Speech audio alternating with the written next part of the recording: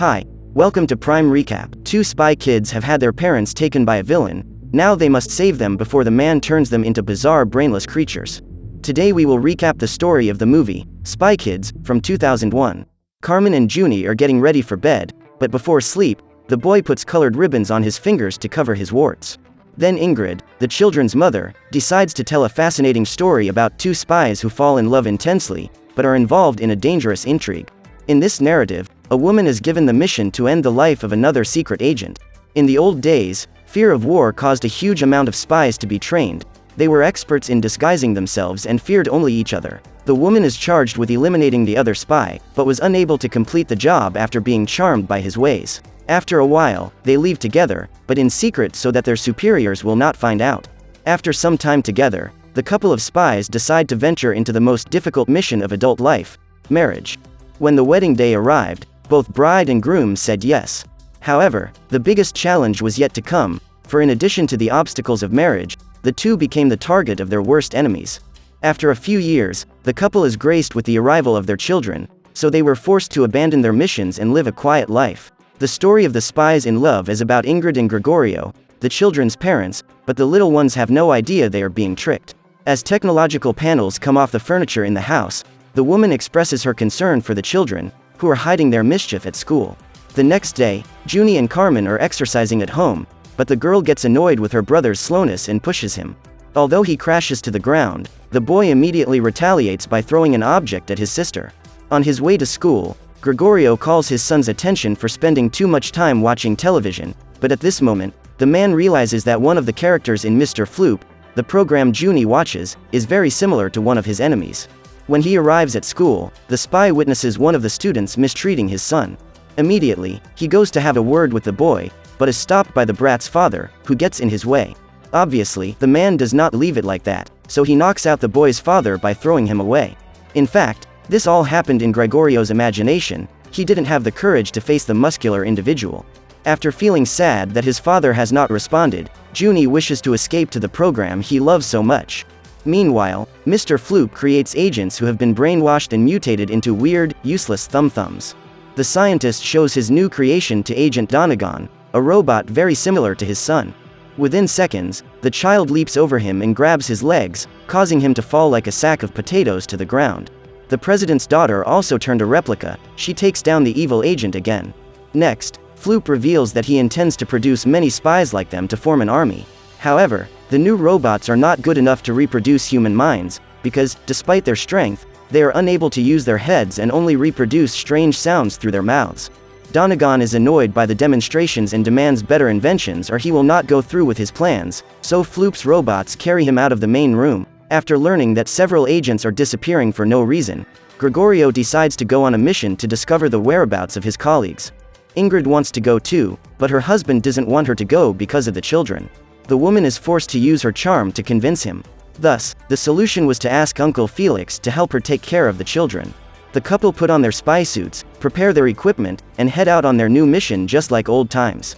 During the trip, Mrs. Gradenko communicates by video call and clearly insinuates herself to Gregorio. This makes Ingrid feel jealous and, at the same instant, interrupts the conversation.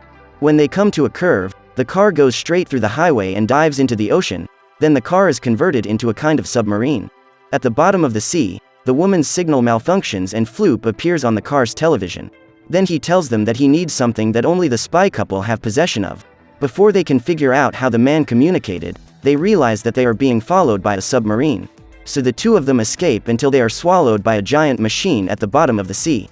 Meanwhile, in the Cortez family home, a red alert is triggered.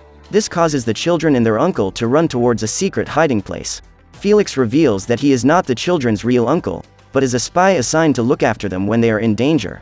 Even so, the girl can't believe that her parents, who are so caretaker, could be international spies. A secret door opens for the little ones to enter the bunker, so Felix returns home to face his enemies. In the hideout, the children turn on a television set and see that their friend is being attacked by strange men. The two siblings follow their uncle's orders and escape using the bunker, which has been converted into a flying pod.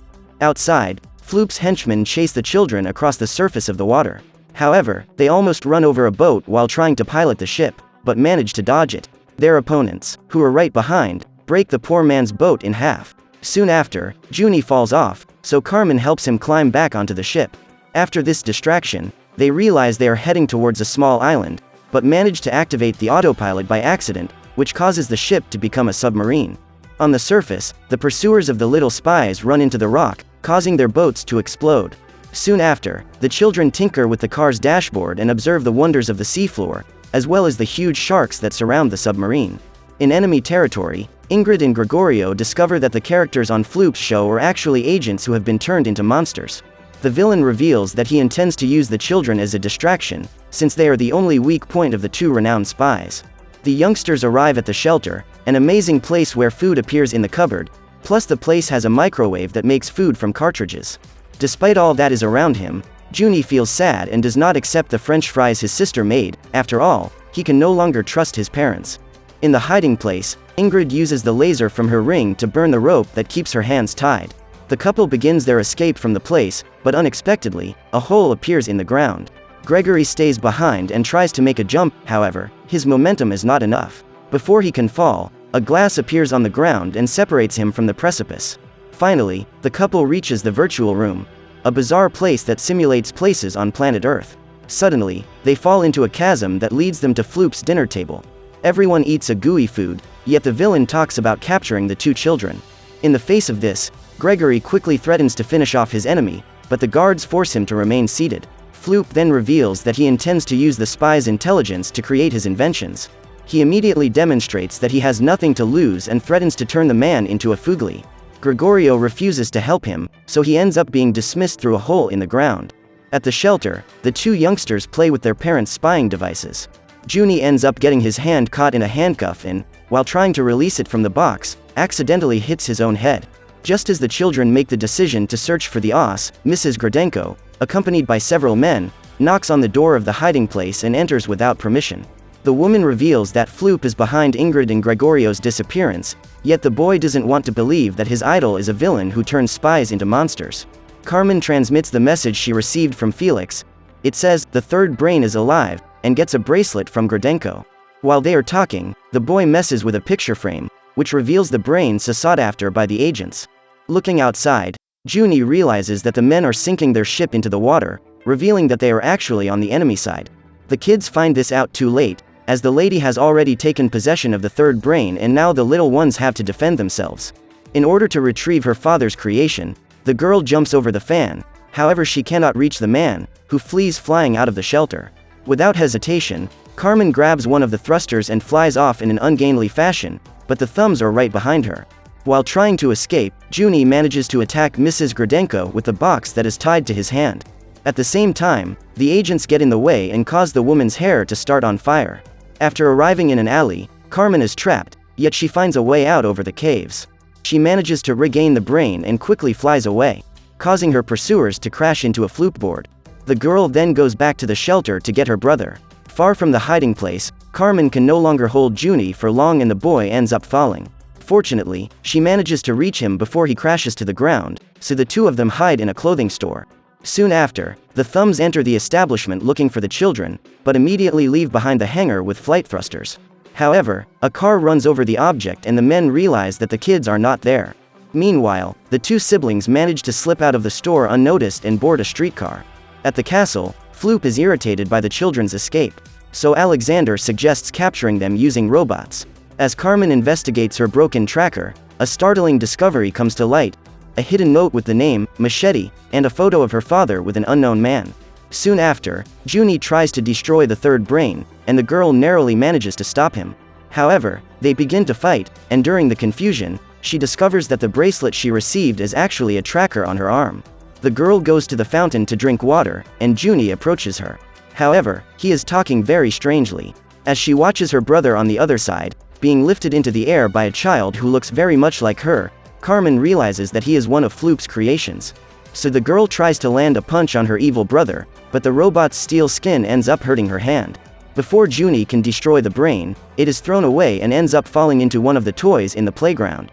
Quickly, the villain girl spins the machine at extreme speed and manages to steal the object. The evil children leave, however Junie manages to steal the necklace from the robot boy, on which it is written that there will be thousands of them. In the past, after the creation of the third brain, Gregory was ordered to destroy it. However, he did not follow the commands and kept them secret from his family to protect them.